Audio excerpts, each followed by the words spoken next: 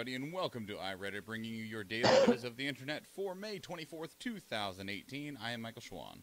And I realize I'm probably using the wrong mic. No, it sounds fine, actually. Oh, okay. Weird, because I have this mic plugged in. I see that. Anyways, I'm Aston Martin. All right, I'll accept that one. Please remember, everybody, you can help support this show by going to patreon.com/dailyinternet, picking up some merchandise in the link below, catching us live Monday through Thursday at 6 o'clock Alaska time on Facebook and YouTube, sending us things to talk about to our subreddit, which is reddit.com/r/iReaditcast, or in an email to iReadit@mjolnir.media. So, Mr. Martin, how are you today? I'm doing real good. Today was awesome. Oh, good. That's a good change, Nathan. Oh. Whoa, I got to do a whole lot of talking to people, telling them where they need to go, and since I'm out there, I don't really work files because I'm too busy like dealing with the public. Sure. So I get to sit there on Reddit. And so I threw up this green text that I'm reading for a D&D thing, right? This green text has 365 parts. No. I went from 119 to 132. You realize you're basically just reading like a light novel at that point, yeah? Yeah. No, actually, the guy started his own book series. Like, you can read book one and most of book two because he's writing it and posting it as he goes. Sure. If you guys want to, it's mostlyreads.com. Or actually, I think it's mostlyrights.com because his Reddit account is mostly reads, never posts. But it's mostlyrights.com. Yep. Just double checking for you guys. Yep, it is. It is mostly rights. Now, when you go there, there's going to be 3 different books: Steel Shod, The Fool's War, and Necessary Sacrifice. The Fool's War and the Necessary Sacrifice they aren't posted on there. So it's just Steel Shod. But they have the entire book 1, which is a prologue to the green text series, so it's not in green text form. And then you have book 2 up to chapter 23, which is like green texts 1 through 10 or so, I want to say. None of these appear to be green texts. No, not the ones on Mostly Rights. That's his prose. Oh, okay. Got it. No, the green text one is an R green text. Got it. Okay, less confused. So one other thing, real quick, everybody, that we are going to begin plugging today and continue plugging for you for the next 24 episodes, just to really hammer it home. This is episode 475, and we did a Ask Us Anything, where we just asked you for any questions that you would like to ask us on episode 400. And so we're just going to start doing that every 100 episodes, and so we are 25 episodes away from 500, so it's time to start sending those things in to us. Really, just send them to us wherever you want to send them. If you are in the live chat rooms, though, and you wanted something that is added to the Ask Us Anything, please notate that in some way, even if it's just like AMA dash and then the question. That way we don't get confused and answer it live on the show. But yes, please send in your questions in anywhere at all, whether it's on any of our social media pages. You can message us on Facebook, Twitter, Instagram. There's actually a message feature on YouTube now. All of those are at iReaditcast. You can also email it to us, iReadit@mjolnir.media. Because everyone's trying to be a social media now, even Reddit. Yeah. I mean, we have a Reddit, so you can drop it there. You can also send it to us in email, iReadit@mjolnir.media. You can start a thread on our Reddit page. You could, which is reddit.com/r/iReaditcast. Yeah, just any way you want to get those to us whatsoever, we'll compile a list. Last time we did take out just a few of them because we either couldn't answer them or they were really, like, way off key. Anyway, otherwise, though, we will be holding that once again on episode 500, so please submit your questions to us in whichever form that you can. Yeah. You ready to get into some news, sir? Yes, I have D&D. Yes. I have family. Yeah, I'm so excited for D&D today. Netflix sets $150 million budget for Ryan Reynolds' film Six Underground, their biggest ever. This is submitted by Bunyip Pouch to our movies. So Netflix is just taking off right now. They're ready to start making movies and making a lot of them and throwing money at them like none other. At an astronomical rate. Recently, they just had what was their biggest budget movie, which was Will Smith's Bright, which that had a budget of $90 million. People were like, whoa, $90 million! And if you weren't a critic, it was a good movie. Yeah, everyone seemed to like it except for people that actually like judge movies for a living. They're like, this movie was garbage, and everyone's like, shut up, I don't judge movies for a living, and I didn't care for it. Yeah, but you would like to. Point taken. Yeah. But now they have announced. Now we don't know officially that it has a budget of $150 million. This is sources coming from inside Netflix that say that its rough budget is around $150 million. But it is going to be from Michael Bay as well as the writers of Deadpool, which is Ryan Reynolds, Paul Wernick, and Rhett Reese. And it is going to be called Six Underground. Is it Reese? How is it spelled? Reese. Okay. For a second, I thought it might be Rice. Oh, no. That one I did know, sir. Okay. Six Underground, the concept of the movie is it's going to revolve around 6 billionaires who fake their own deaths and form an elite team to take down bad guys. That sounds like 6 Batmans.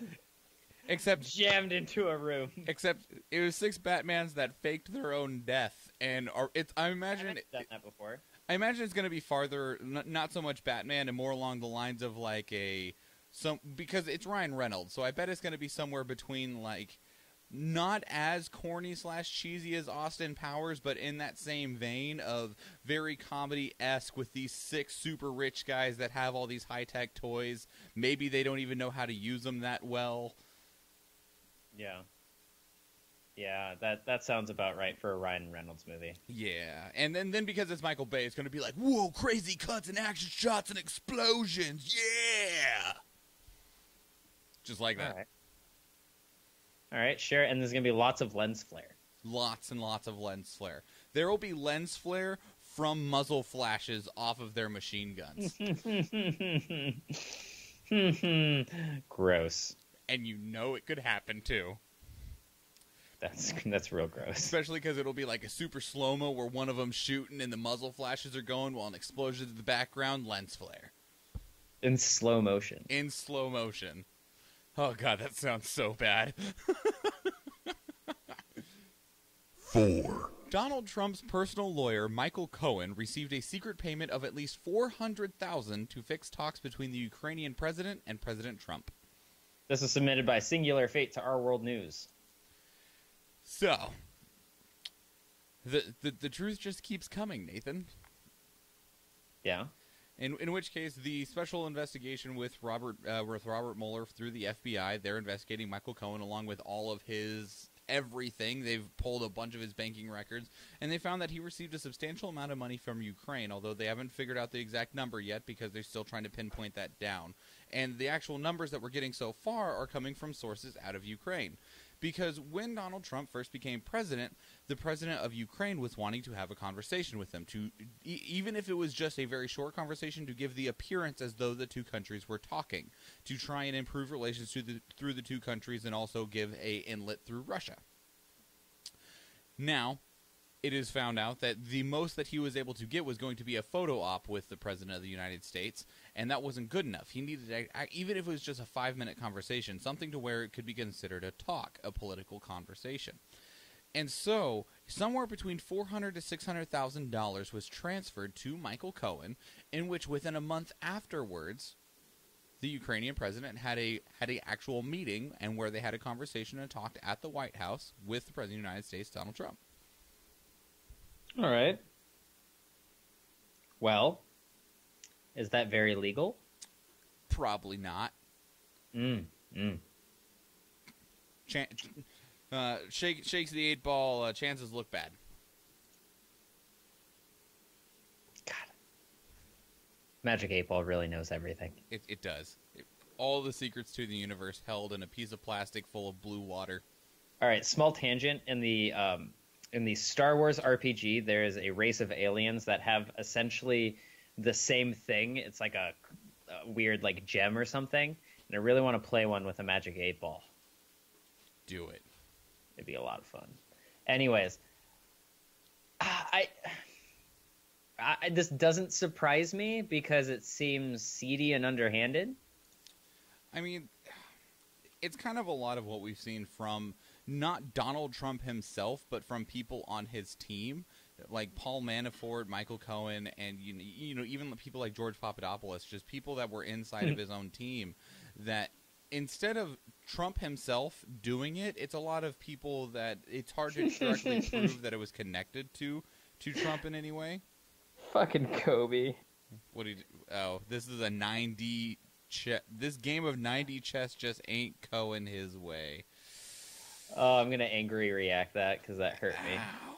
See, some puns are just not good enough to be appreciated, Nathan. No. That's how you appreciate a good pun. You don't share the laughing emoji. You share the angry emoji. Sure. So I just appreciate all of them because they all make me angry? Yes. Oh, cool. All right. 3. That's how you know they work. Got it. Oh, is that a Monster Zero Ultra?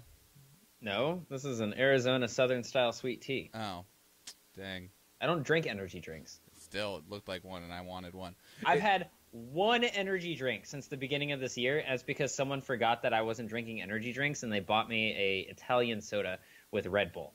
So I'd rarely count it because it's more of a soda, which makes me have 27 sodas drank this year. Good work, sir. Power to you. Anyway, 13 Congress members tell Pi to stop giving evasive answers about net neutrality. This was submitted by Sir Freaks-a-Lot to our technology. So Ajit Pai, you know, little scumlord of the world right now, at least in terms of America and the internet, he has been repeatedly questioned by Congress. Now, he's never been uncooperative. He's always, you know, showed up to his meetings and, you know, been very polite and stuff. But a lot of his questions are, he's responded with non-answers or very vague answers or saying that for whatever reason he cannot answer it at that point in time. And 13 members have now... Oh, so he's got the Martin Shkreli, you know, kind of defense going on. I mean, it's more of the Jeff Sessions response going on. Oh, okay, I got you. I mean, it's pretty much the same thing. Yeah, they're pretty close. Anyway, so they've written to the FCC, all of them signed it, about his repeated evasive response to inquiries and outright refusal to respond to some members of the committee. You know, they thanked him for, you know, his willingness to testify and that he continues to do his job, but they're concerned that he is evading them, essentially. Because, I mean, now the Congress members themselves are getting irritated because some of them had comments that they wanted answered in terms of the comment pool, and all of them went ignored. And some of the congressmen themselves had their identities stolen to make fake comments on the FCC's website. And so, of course, now that it affects them, you know, it's actually something that they want to talk about, whereas they weren't interested before, but that's neither here nor there.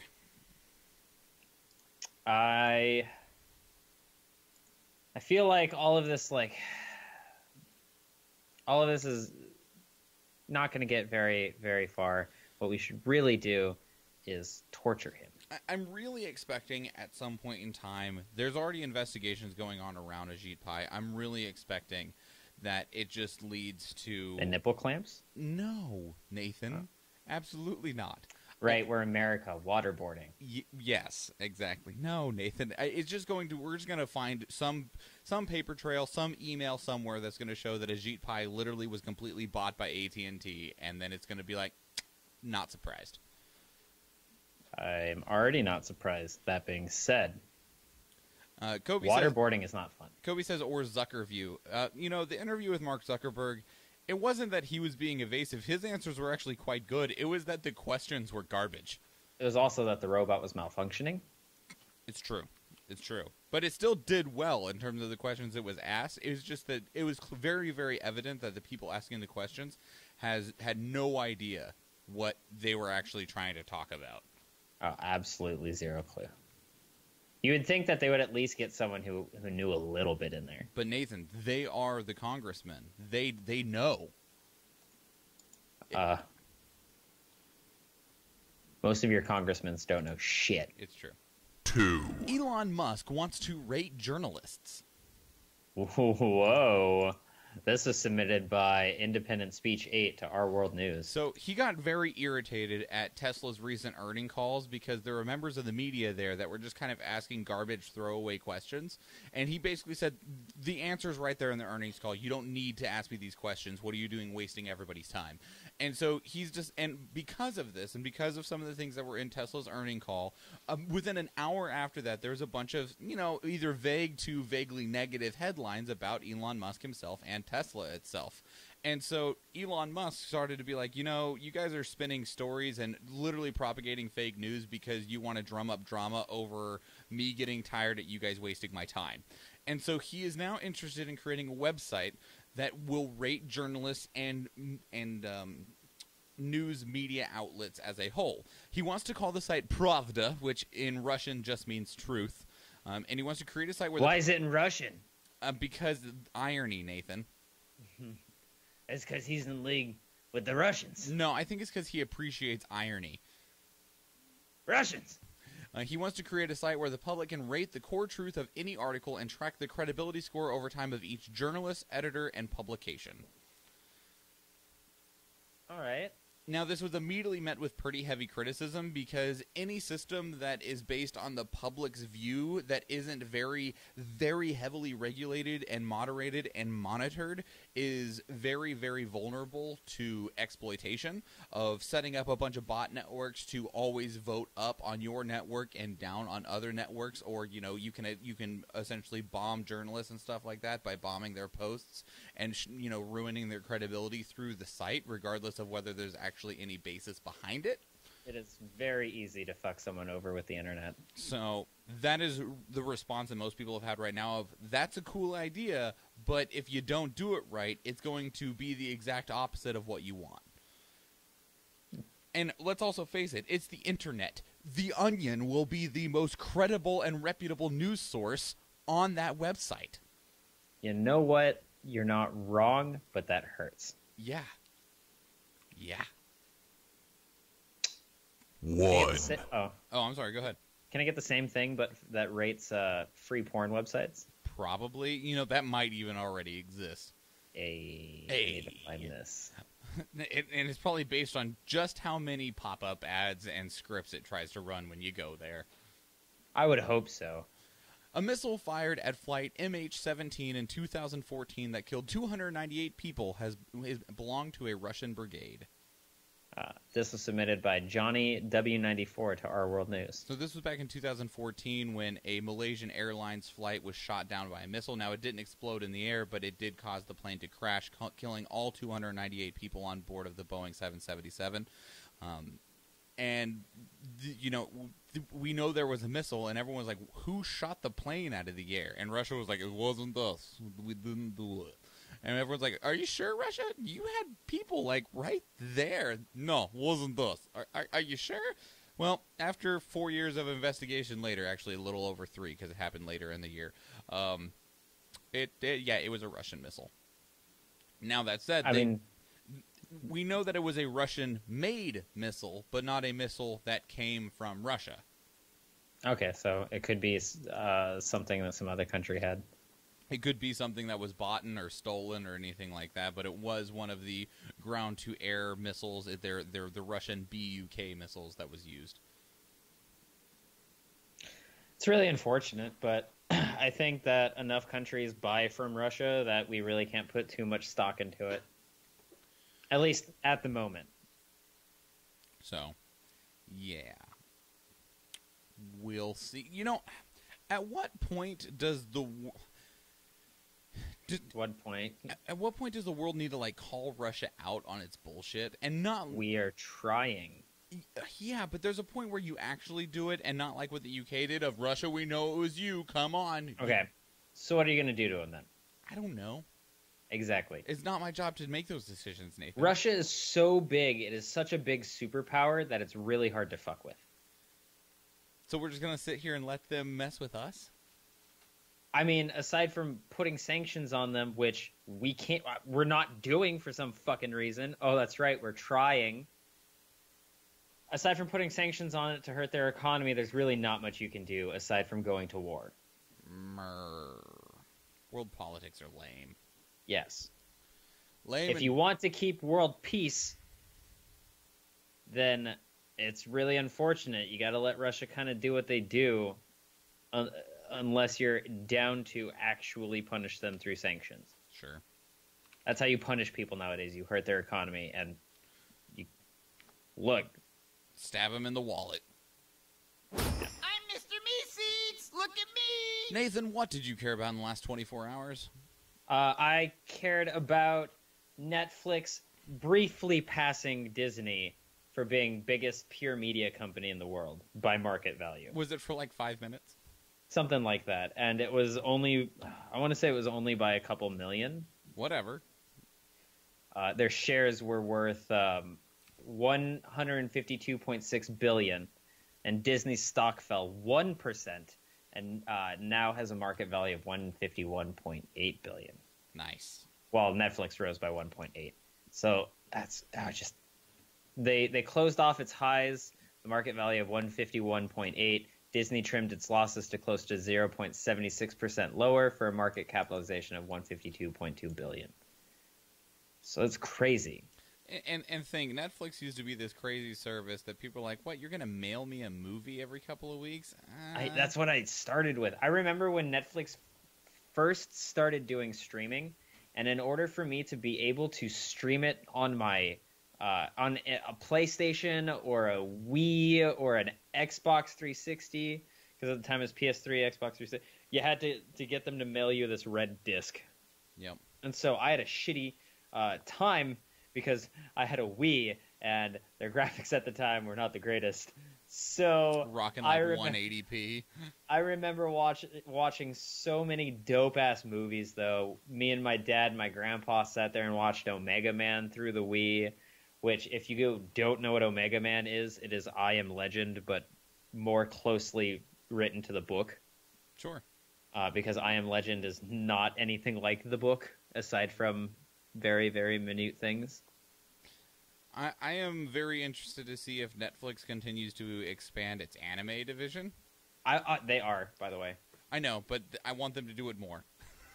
Also, I watched Ichi the Killer that way, and Ichi the Killer is one of the dopest ass fucking movies that I've ever watched. I still don't have Netflix. It's one of the things that me and Jennifer are like, nah, we don't need it still. I don't open it as often as I used to. I use a lot of other streaming services.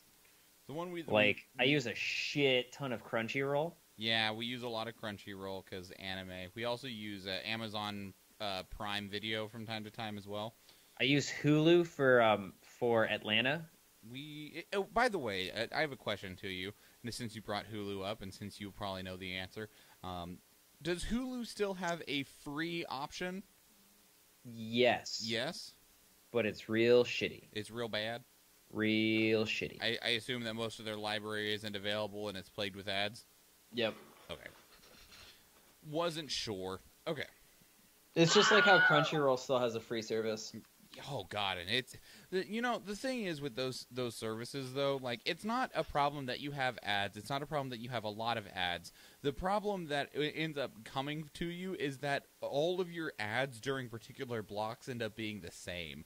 Like, I remember at one point in time, I couldn't remember a Crunchyroll login, so we just watched it with ads, and every single commercial... because the commercial would be like, a minute and a half, and it would be 3 different KFC commercials, all KFC commercials, and then during the next 1.5 minute commercial segment, the same 3 KFC commercials, and we're like, oh, this feels so bad. Can't you let me see something different? No.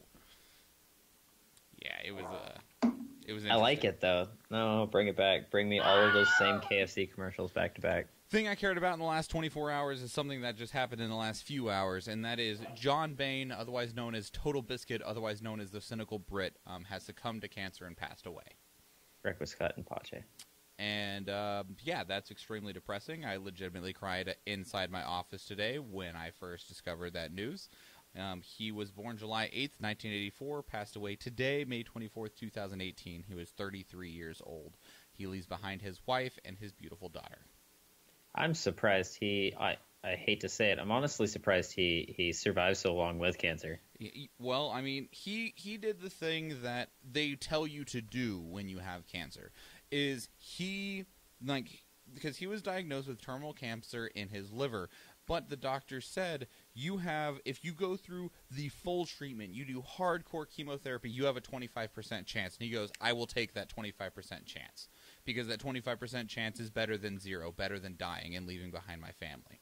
And so he went full on, like, day-long chemo treatments, and he'd be completely bedridden the entire weekend from how severe the treatments were. And it gave him an extra 4 years of life. And for a moment there, it looked like he was going to be getting better.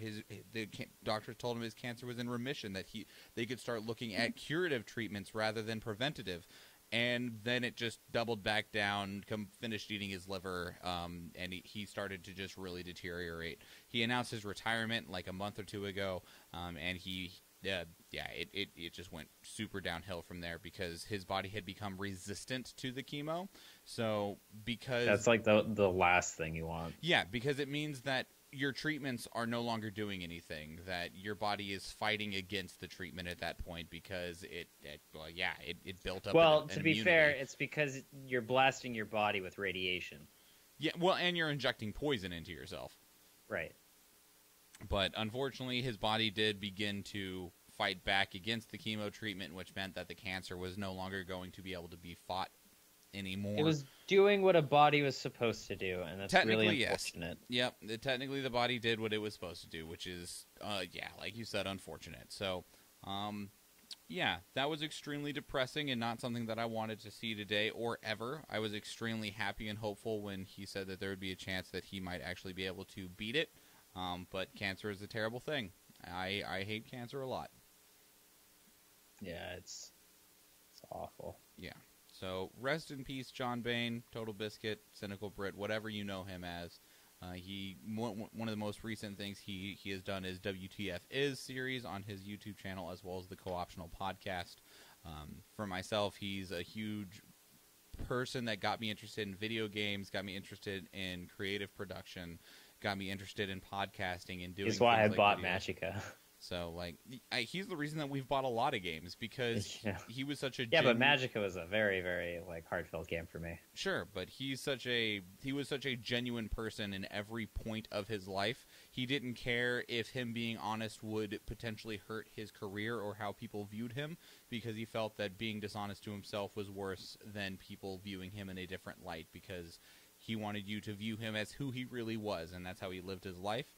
He is a huge influence on all creators, regardless of whether they realize it or not.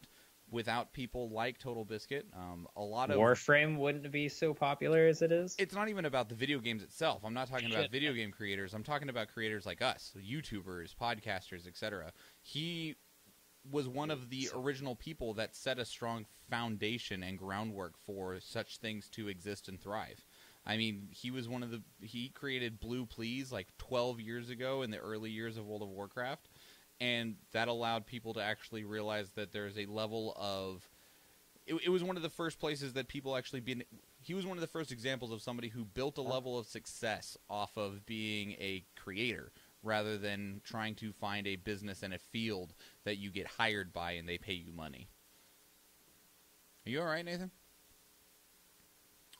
Then I guess that's a no. I think Nathan's everything is dying. Hello? Hello? Are you back? Are you alive? Can you do anything? Hello, sir?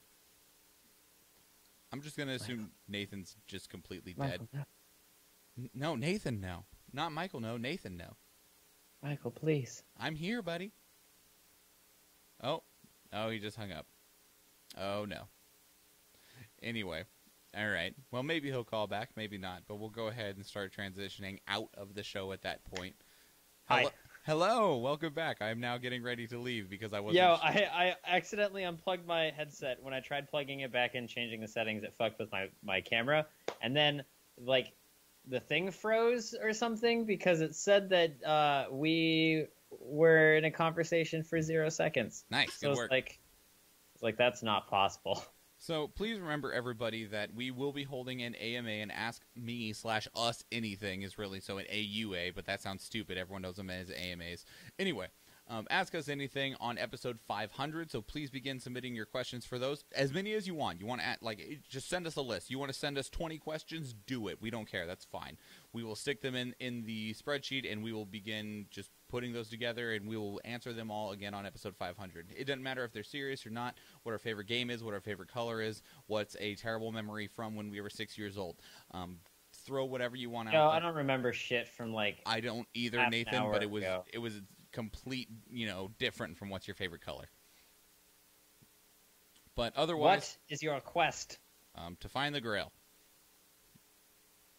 What is the land speed or the downward velocity of an unladen sparrow? There you go. Anyway, please also other ways that you can support us: patreon.com/dailyinternet, picking up merchandise from the link in the description below, following and sharing the show on social media, which is Facebook, Twitter, Instagram, and YouTube, all of which are at iReaditcast. 5-star reviews also help us if you download the audio-only version of the show, whether it's on iTunes, Stitcher, Google Play, or anywhere else podcasts are found. If you want to keep up with me, I'm at Schwahn Michael on social media, and Nathan is at Bimmenstein. We also go live Monday through Thursday at 6 p.m. Alaska time on Facebook and YouTube. If you have anything that you'd like to talk about, send it to our subreddit, which is reddit.com/r/iReaditcast, or via email to iReddit@mjolnir.media. And that's it, everybody. That is your 475th dose of the internet. I am Michael Schwahn. And I'm Aston Martin. And please remember, everybody. Well, I didn't vote for you. Have a good day, everyone. Bye. Bye.